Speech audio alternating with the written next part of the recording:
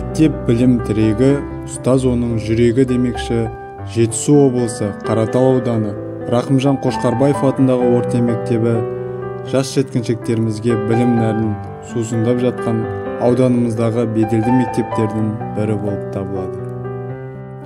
Осы мектептің география пәні мұғалімі Үміт Жайдардың шәкірттері ауданның, облыстың жарыстарында жүлделі орындардан табылып жүр.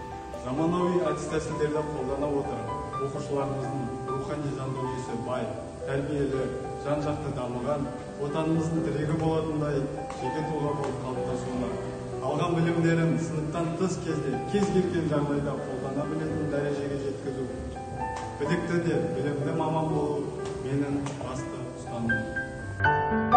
Ойласаң ой жетпейтін, сөйлесең сөз жетпейтін, теңіздей терең, қазақ даласындай ұлығым, ұстаз болуға деген махаббат мені осы салаға алып келсе, Рахымжан Қошқарбаев атындағы орта мектебі ұстаздық қызметтік білімді шыңдаудағы нағыз ортасы болды деп айта аламын.